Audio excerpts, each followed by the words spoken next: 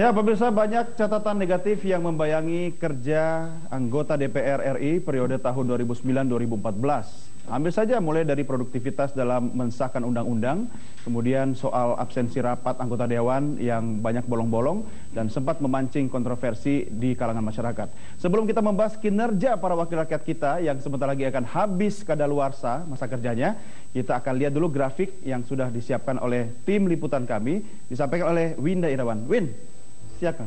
Oke Doni, ini kira-kira grafik apa yang akan kita tampilkan kali ini? Kita akan melihat, dan pemirsa, tim Litbang Berita 1 telah memotret produktivitas DPR RI tergambar dari undang-undang yang dihasilkan pada periode 2009-2014. Ya, kita akan lihat ini total ada 143 rancangan undang-undang yang disahkan serta 55 rancangan undang-undang yang masih dibahas. 134 maksud kami. Lalu selanjutnya ini dari 55 rancangan undang-undang yang masih dibahas, jumlah terbesar ini berasal dari bidang politik dan keamanan yang berjumlah 19. Lalu setelah itu terkait industri dan pembangunan berjumlah 18 rancangan undang-undang. Lalu ini juga rancangan undang-undang yang dibahas Pansus ini ada 7. Lalu rancangan undang-undang, baik, berikutnya.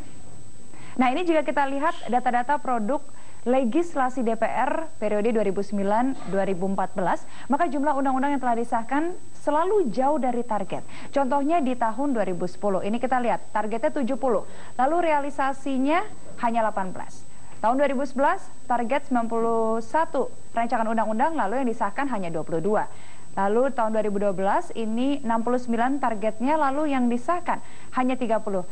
Jadi dari jumlah target 160 hanya 40 rancangan undang-undang yang menjadi undang-undang. Dan pemirsa, lalu tahun 2014 dari 66 rancangan undang-undang prioritas dan baru 1 yang diselesaikan.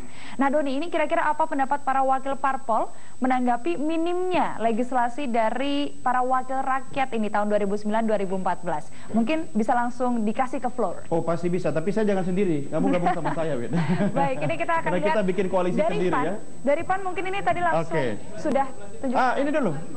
PBB dulu ya. Tadi PBB belum ya. Jadi ini katanya ada yang bilang gaji pol prestasi 0. Komentar. Terima kasih. Assalamualaikum warahmatullahi wabarakatuh. Waalaikumsalam. Saya Abdul Halim dari Partai Bulan Bintang. Jadi menanggapi apa yang disampaikan tadi, ini menunjukkan bahwa memang butuh satu profesionalisme seorang anggota dewan.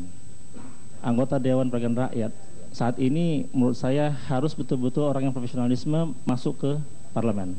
Bukan lagi anggota atau orang yang ingin sekedar mencari pengaruh atau sekedar ingin namanya terpang sebagai anggota dewan. Profesionalisme seperti apa? Artinya demikian, setiap anggota dewan yang bertugas di parlemen itu sudah tahu apa tanggung jawab dan tugasnya. Anda nyalek nggak, Mas? Kenapa? Nyalek. Saat ini saya tidak nyalek. Tidak nyalek. Saya koordinator dari pencalekan. Oke. Ya. Berarti Anda merasa belum layak untuk jadi calon anggota legislatif? 2 rekan saya dan 35 pemuda Bulan Bintang adalah caleg di bawah koordinasi saya. Berarti sudah profesional mereka ini? Jadi mereka adalah orang-orang yang saya anggap mereka tahu apa yang harus mereka kerjakan.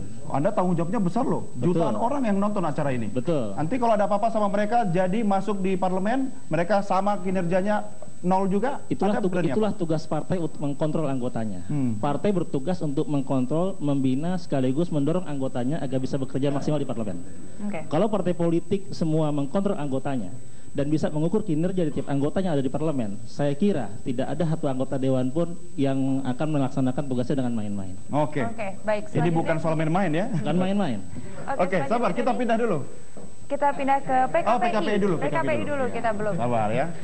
Ini kayaknya sebentar lagi sempritan sudah mulai bunyi ini.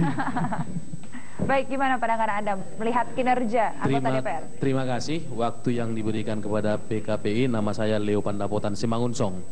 Jadi menanggapi hal demikian, menurut saya ini satu lubang yang sama. Artinya jika kelak kita nanti menjadi seperti itu, janganlah melakukan hal seperti itu. Artinya jangan kita jatuh ke lubang yang sama. Untuk itu kita perbaikilah. Jadi soal itu ada target yang belum terselesaikan. Menurut saya itu kembali kepada hati nurani masing-masing. Terima kasih. Kembali kepada hati nurani. Padahal dari PKPI loh. Katanya hati nurani. Oke, silakan. Belakang dulu. Buat saya sih sebenarnya ini pengalaman pertama. Produk 2009 sampai 2014 ini adalah pengalaman pertama di mana pemilu itu diselenggarakan seperti pasar bebas, di mana nomor urut itu tidak berlaku dan semua orang akhirnya orang yang tidak cukup hanya punya visi dan misi, tapi gizi juga akan menentukan dia akan menang atau tidak. Sementara yang namanya partai politik itu melakukan proses kaderisasi kan panjang.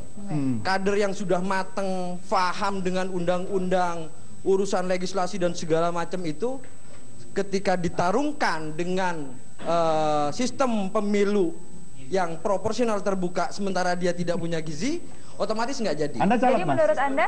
Saat ini saya caleg. Caleg dari partai Partai Kebangkitan Bangsa. PKB. Iya. Gizinya berapa sekarang? Nah itu dia, makanya saya kecil. Pertanyaan yang sama yang mau saya Begini, tanyakan. Iya dong. Begini, karena saya kecil kayak ini kurus, jadi gizinya sedikit. Jangan gitu dong. Jangan Gitu. ngomong soal ukuran berat badan ya. Saya nggak suka ya. Baik. Enggak. Jadi buat saya hampir 70% anggota DPR RI kemarin tuh nyaris tidak ngerti urusan negara ini mau kemana. Anda tahu? Atau kurang gizi begitu maksud Anda? Ya karena mereka memang nggak berproses berorganisasi, Oke. berproses berpartai politik dari sejak awal. Mereka ujuk-ujuk ikut pemilu langsung jadi Oke. misalnya. Nah ini, Banyak Iya. gizi. ya Oke. Doni ini Itu. menarik karena menurut pendapat Mas ini kurang gizi sepertinya anggota-anggota DPR ini. Padahal kalau Bukan kita tahu kurang gizi, Mbak. 11,8 Bukan kurang gizi, tapi caleg yang memang mateng dan Iya. punya pemikir tentang negara ini, ngerti urusan Ya, negara. Mas, memang itu bicara kurang soal gizi agak sensitif, tapi jangan marahnya sama Winda. Ya, sebentar, teman-teman Baik. sekalian, kita akan berikan kesempatan, tapi Winda harus mengantarkan sesuatu dulu berikut ini ya, Winda ya. Ya, Doni, memang selain masalah produktivitas, para anggota Dewan ini juga belum bisa lepas dari sorotan negatif soal kedisiplinan mengikuti rapat. Bahkan, Doni, Ya. ini sempat ada petisi dari masyarakat yang meminta jika DPR membuka buku absensi rapat secara umum. Nah, berikut akan kami tampilkan harapan masyarakat terkait kriteria caleg yang diinginkan masyarakat. Kita akan lihat ya, kalau tadi dari pandangan pemuda parpol, Dari kita akan masyarakat lihat seperti dari apa? masyarakat seperti apa kira-kira. Baik, mungkin kita daripada menunggu-nunggu nih harapan masyarakat, kita tanya dulu harapan dari para pemuda Oke. parpol, Doni. Saya sebenarnya nggak ada masalah ketika wajah saya disorot agak lama gitu. Karena tidak seperti para caleg yang membutuhkan biaya besar gitu. Oke. Kita ke sini dulu, habis itu ke sini ya. Tadi sudah. Yang belum dari partai mana? PBB? Oh sudah, ini Oh, sudah. Partai Oke. Nasdem tadi yang laki-laki ini. Oke, silakan. Oke. silakan. Saya Ivan Nursemen dari Nasdem. Oke. Jadi inilah yang menurut saya kita saat ini bangsa ini surplus politisi, tapi defisit negarawan. Negarawan. Ya kalau kita bicara saat ini, mengapa banyak produk undang-undang yang tidak selesai? Kita bicara sekarang bagaimana politisi-politisi kita ini lebih bermain politik dibanding bagaimana memikirkan untuk memajukan bangsa dan negara ini. Contoh misalnya dalam menggolkan sebuah undang-undang saja sudah banyak, kita tahu bahwa banyaklah permainan-permainan politik yang unsur-unsur seperti itu yang masuk di dalamnya, sehingga banyak undang-undang yang terkendala dalam hal pembuatannya seperti itu. Jadi menurut saya inilah yang disoroti oleh Nasdem, seperti Ketua Umum Pak Surya Paloh mengatakan bahwa kita khususnya kader-kader Nasdem, kami dari anak-anak muda, kebetulan Nasdem memberikan tempat 70% untuk anak-anak muda ya. 70%. 70% untuk ambil bagian di dalam pencalekan, baik di tingkat pusat, provinsi maupun kabupaten. Jadi itu juga memberikan kami kesempatan untuk bisa menunjukkan sesuai dengan kompetensi tentunya. Jadi Pak Surya mengatakan bahwa apabila kita sudah diposisikan seperti misalnya sebagai anggota dewan dan pimpinan-pimpinan baik menteri dan lain sebagainya, dia harus berpikir untuk bangsa dan negara. Baik. Jangan Harus lagi berpikir sebagai seorang negarawan. Ya betul Betul. sekali. Oke. Jadi jangan lagi Baik. berpikir masalah partainya Iya. dan melakukan politik yang Oke. Baik, terima kasih Mas Irfan. Kalau tadi kita sudah lihat dari pemuda parpol, kita akan melihat nih pandangan dari masyarakat terkait hal ini. Iya, Kita lihat. sabar ya. Kita lihat dulu pandangan masyarakat karena Anda mewakili masyarakat. ya. Baik, kita lihat. Karena itu saya berharap dapat mempunyai caleg-caleg dan pemimpin-pemimpin legislatif maupun pemimpin Republik Indonesia yang dapat memimpin seluruh warga negara Indonesia untuk mempunyai mental dan juga sikap profesional dalam pekerjaan, sehingga dapat bersaing tentunya dengan ekonomi yang semakin baik. Tentunya segala hal di Indonesia terutama infrastruktur dan aspek-aspek lainnya pun akan terdorong semakin lebih baik lagi. Jadi menurut saya caleg yang baik itu caleg yang bisa representatif, artinya tahu bagaimana keadaan rakyat dan tahu bagaimana cara menyikapi rakyat.